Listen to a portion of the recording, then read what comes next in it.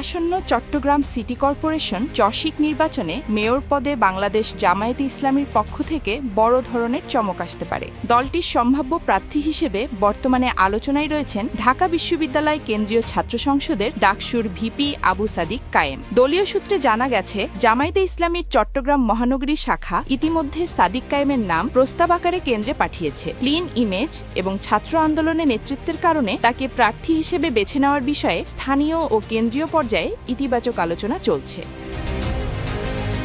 আবু সাদিক কায়েম বর্তমানে বাংলাদেশ ইসলামী ছাত্র শিবিরের কেন্দ্রীয় আন্তর্জাতিক সম্পাদকের দায়িত্ব পালন করছেন। তার পৈতৃক বাড়ি চট্টগ্রামের সাতকানিয়া উপজেলায় হলেও তার পরিবার বর্তমানে খাগড়াছড়ি সদর উপজেলার নয়নপুর গ্রামে বসবাস করছে। দীর্ঘ 4 দশক আগে ব্যবসায়িক প্রয়োজনে তার বাবা খাগড়াছড়িতে স্থায়ী হন। গত জুলাই-অগস্টে ছাত্র জনতার গণ অভ্যুত্থানে কেন্দ্রীয় সমন্বয়ক হিসেবে সাহসী ভূমিকা এবং পরবর্তীতে ডাকসুর ভিপি নির্বাচিত হওয়ার পর থেকে সাদিক কায়েমের জনপ্রিয়তা দেশজুড়ে তুঙ্গে।